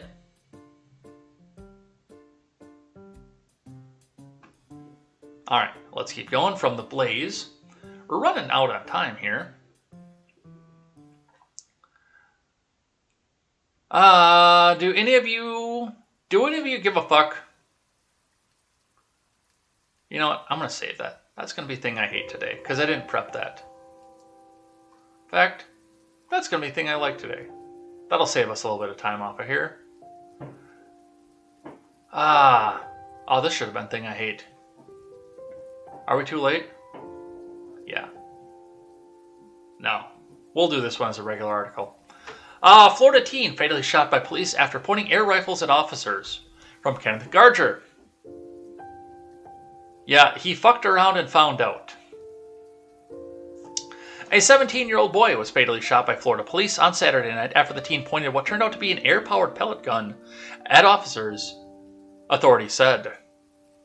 Police officers at Tarpon Springs, Florida, fired 12 rounds at Alexander King after responding to a Pinellas Avenue and Tarpon Avenue for multiple 911 reports of somebody waving a military-style rifle at passerbys, Fox 13 reported, citing investigators.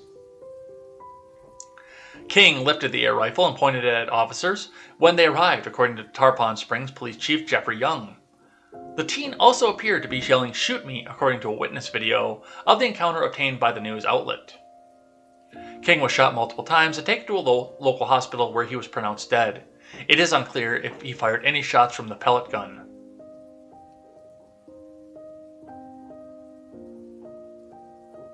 The teen was a junior at Tarpon Springs High School and had 22 prior encounters with law enforcement, Young said, including arrest for battery on school-born employee and aggravated battery with a deadly weapon. The involved officers in the shooting were placed on leave until under department policy, while the Florida Department of Law Enforcement and other agencies investigate. Now, this was going to be a thing that I hate. And it raises the question, of course, do you wonder if this kid was black? But he definitely was not black. So that raises the question, if you raise a weapon or attempt to otherwise intimidate or threaten a police officer who carries a gun, you're going to get shot. Plain and simple. They don't have the time to come back out and decide whether or not this is real or whether this is airsoft. And I've seen airsoft stuff. I've seen Seawall's airsoft stuff on camera, where he racks around. He goes out and racks around in his airsoft pistol, and I wouldn't be able to tell the difference. The thing looks identical to the Smith & Wesson I have sitting in my truck right now. It is identical in all senses of the imagination. I'm not going to be able to tell in a half a second whether or not that's the real thing or not. As a civilian, if somebody raised an airsoft rifle to me, he'd at least have the beat trained on him, at the very least. If I didn't know that was an airsoft rifle and somebody raised it to me, then yeah. But yeah, he fucked around and he found out. I do have to question, and I don't have any confirmation of this because we don't have the witness video up of this yet. We have some stills, but we don't have the witness video. If this is suicide by cop, I am questioning that, whether or not this is something that would have been, he went out there, he was depressed, he wanted to kill himself, but he wanted somebody else to do it for him. Either because he didn't have access to the weapon or the means to do so, or just because he wanted to make the headline. I do question that.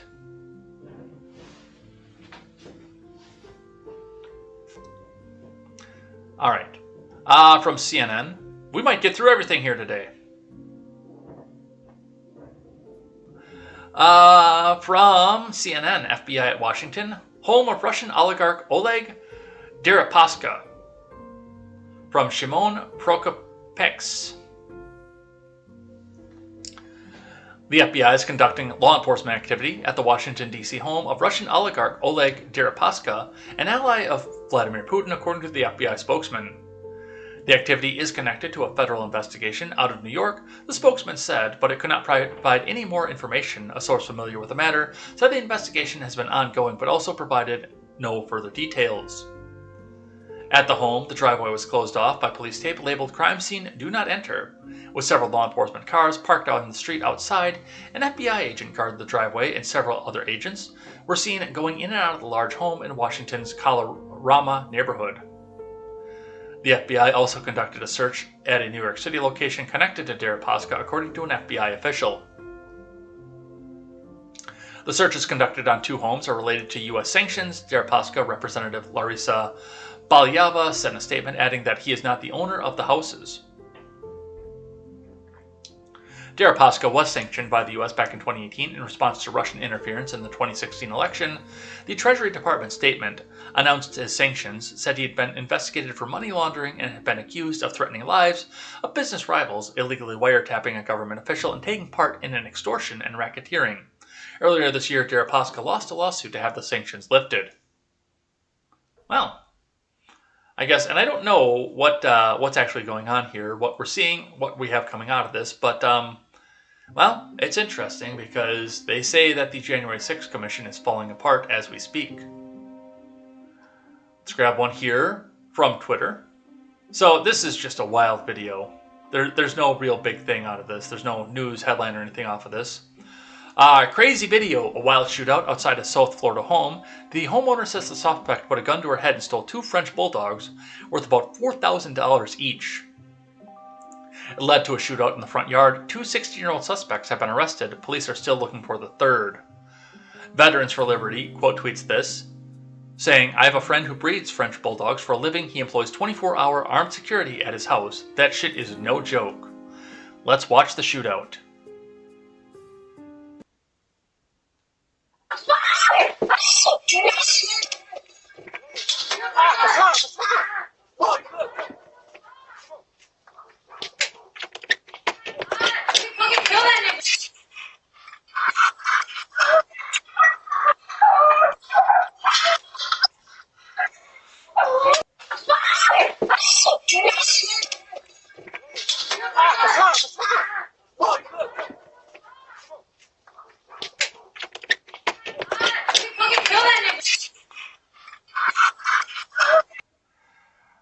Okay, how do you ever expect to shoot accurately? Let's zoom in on that for just a second. Like that.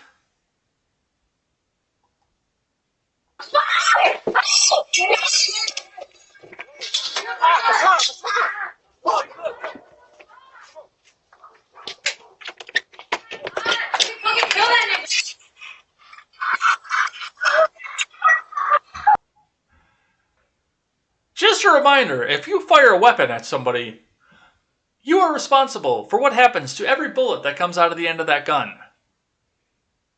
In a residential neighborhood, pointed at residential houses. Know your target and what is beyond it. You're hiding behind a charger. With your hands over your head, like this, holding on to the magazine and the pistol grip. I want to know if anybody else got hurt off of this, honestly. Boy, that's dumb.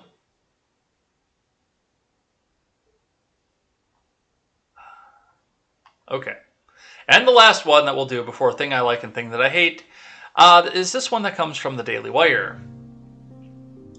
Fuck Joe Biden chant drowns out MLB playoff postgame show, from Amanda Prestigiacomo.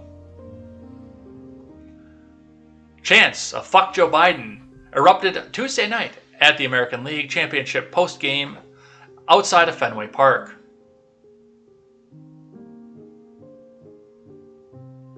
Okay. I guess we're putting the Red Sox flag back up. You may have redeemed yourself. Now let's go see where I can go catch some baseball. This may have redeemed Fenway Park from the BLM sign. The anti-POTUS chants have been popping up at sporting events and concerts soon after President Biden took office, when inflation started to spike and additional COVID-related restrictions were promised. Following the Sox and Astros game, rowdy fans outside the park chanted, "Fuck Joe Biden." Mediaite reported, claiming Fox allowed the chants to be broadcast despite muting past chants with curse words in them. At one point during the broadcast, the at-home audience was able to hear 4 consecutive profane anti-Biden chants without disruption from the mute button, the report said. Mediaite noted that Red Sox fans' support Biden has changed course from last year. Now, unfortunately, well, this may be obvious to know because it's Ben Shapiro's site, but they didn't give us video. That is the only reason I opened this article to begin with, is because I was hoping there was video. But some captions here. While Red Sox fans joined the crescent "Fuck Joe Biden" chants at sporting events, they depicted much more support for the current president a year ago. Biden dominated Trump in Beantown, garnering 65% of the votes en masse and 80% in Suffolk County, where Boston sits. believe I also used to live in Suffolk County, because I believe it stretches far. No, that's incorrect. I lived in Norfolk County. Or did I? I guess I'd have to go see where the county lines are. I might have lived in Suffolk County at the time. As highlighted by the Daily Wire earlier this month, chants of "fuck Joe Biden" rang out following a NASCAR win from driver Brandon Brown. However, the NBC Sports reporter claims that fans were chanting "Let's go Brandon" at the Talladega Superspeedway. When NBC Sports reporter Kelly Stavast interviewed the driver following the race, she claimed the crowd was saying "Let's go Brandon" when they were clearly chanting "fuck Joe Biden," a common chant repeated at concerts and sporting events in recent weeks. The Rap reported, "Oh my God, this is just everything we've hoped and dreamed for," Brown said. "Everything I've ever wanted to do was take a trophy home to mom and dad." But as he continued thanking his sponsors and loved ones, the chants got louder. "As you can hear the chants from the crowd, 'Let's go Brandon,'" the reporter said, pausing in the middle of her sentence to give the chant time to be fully heard before asking Brown about his strategy for the race. It's unclear if Stavast was running cover for Biden, trying to clear up an uncomfortable situation, or really misheard NASCAR fans. No, it's not unclear. We know what happened. We know what happened. Yeah. I might have to put the flag back up. And Aaron Rodgers is being the heel too, by the way. I'm actually going to look into this and see if this is an act, if he's being an activist, or if he's just not part of woke cancel culture.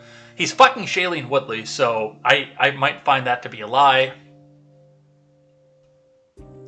But we'll see what happens off of that. But yeah, I guess we might have to see what happens with the World Series at this point. I might become a Sox fan once again.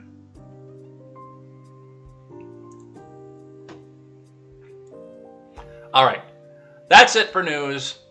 Now let's do a thing that I like and a thing that I hate and head out of here for the day, which we kind of reorganized it right at the end of the show because I just realized I didn't have thing I like and thing I hate set up for the day. So, thing that I like today has to do with the Lord's Chicken. Respect Chick-fil-A. And this is what we need to start doing off of the world here.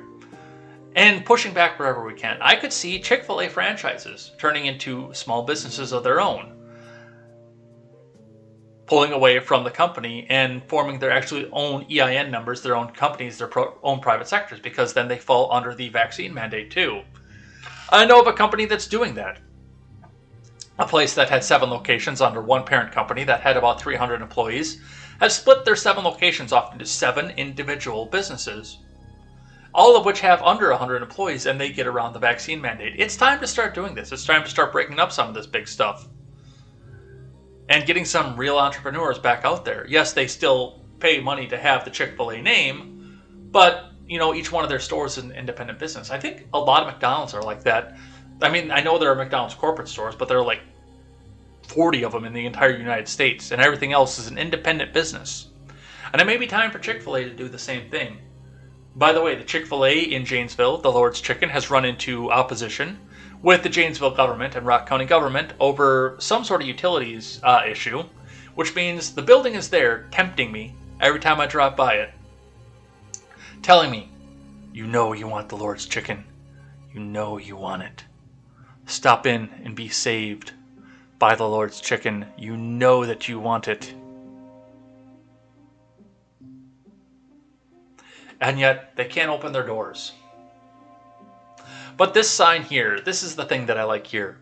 "We do not discriminate against unvaccinated, religion, race, sex, vaccinated, maskless, mask. All neighbors are welcome." And now, of course, the leftoids in the world are going to come out and say, but the CEO at one time voted for a traditional marriage thing. We dug it up. We looked into every part of his finances, and we found out that he once donated $2 to a traditional marriage company. So he hates gay people, don't you know?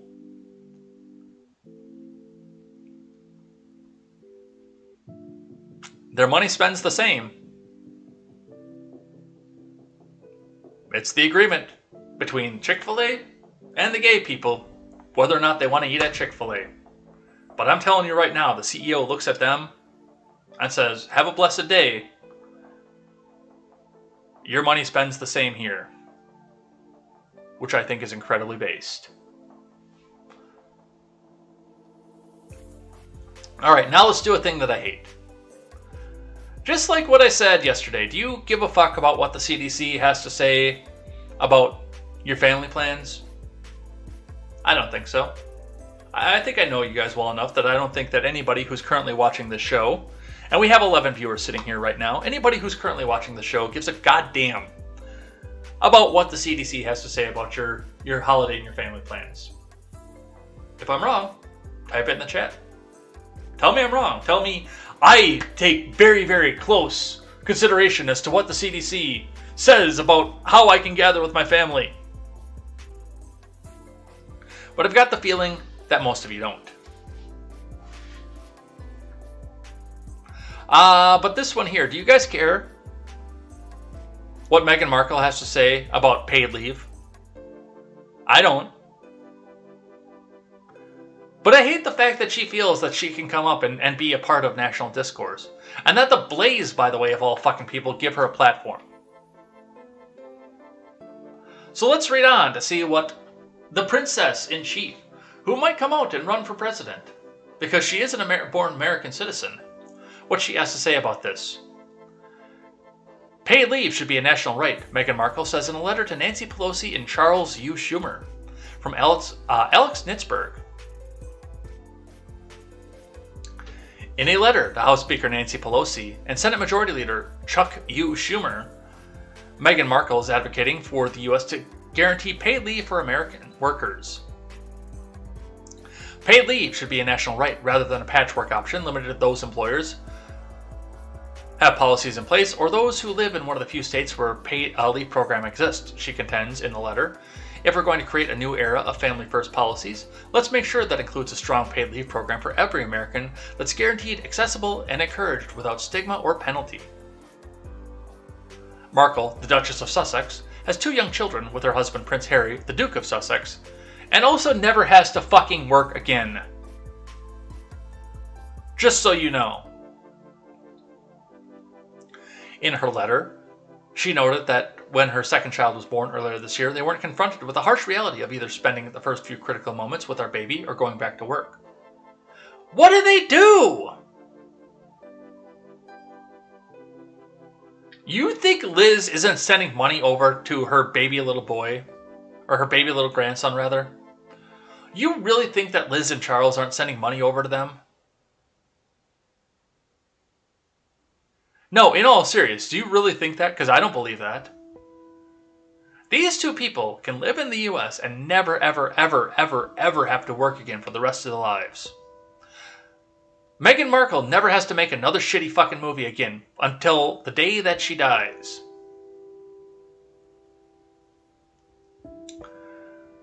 We knew that we could take her home and that in that vital and sacred stage devote any and everything to our kids and our family. We knew that by doing so, we wouldn't have to make impossible choices about childcare, work, and medical care that so many have to make every single day. No family should be faced with these decisions, she continued. No family should have to choose between earning a living and having the freedom to take care of her child, or a loved one, or themselves, as we would see with a comprehensive paid leave plan. You know what you could do? With all that bloody fucking money that you have, and you have plenty,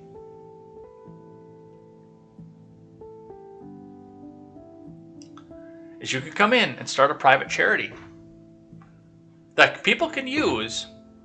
Yes, they still have to deal with their bosses as far as the time off, which most of them have some paid time off anyway, but if they don't have paid time off, they can go to your charity and apply for a grant to cover themselves in the event that they lose money off of paid time off.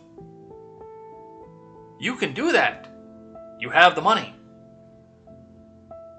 There's no place or reason for the government to step in, because the government tends to fuck everything up that they touch.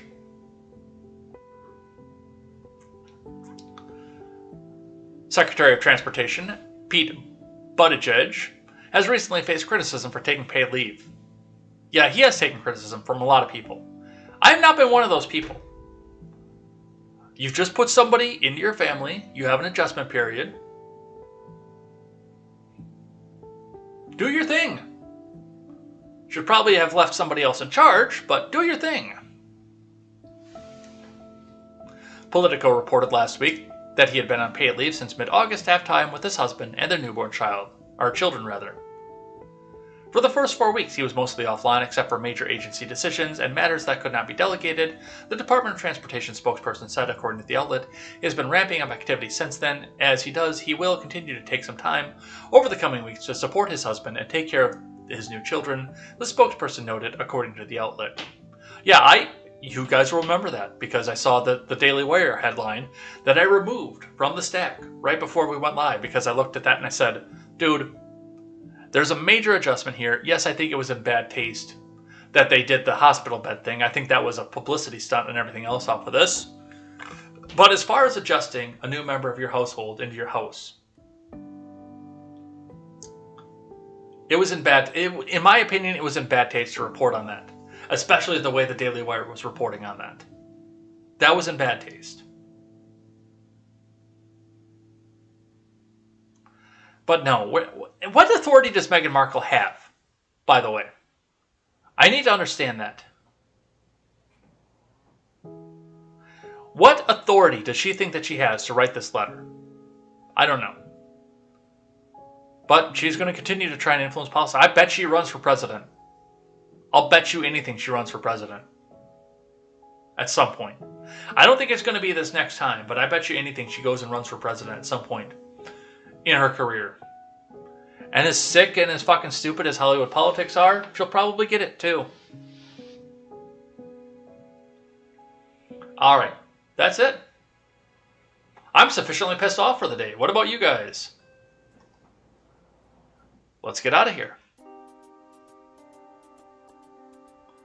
New track, new music.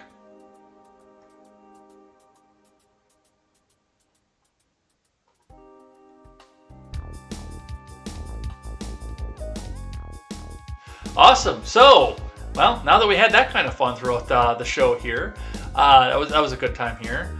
We will be back here tomorrow with more contemporary. And if you guys were just lurking, make sure you get at least one message in here because tomorrow's live chat day, which means you get a special thank you if you chatted in the live chat throughout the week here as well. We don't just leave it to people who live chatted on Friday. We thank everybody on this channel who live chats in here. So make sure you get those last minute messages in so I can say thank you and read your name or your screen name out loud on the screen.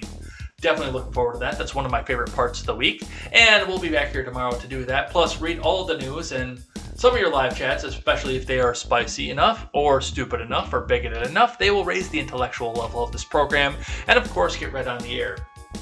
And hope to see you guys here tomorrow as well for more contemporary, more news, more stupidity from our federal government. And we did it. We got through everything. So we'll see you guys here tomorrow with more of that. Hope to see some of you in the live chat over with Steve and Ignoramus while I make breakfast and get out the door. And we will see you guys then. Until then, I am Jay Edgar, and this is Contemporary. Take care.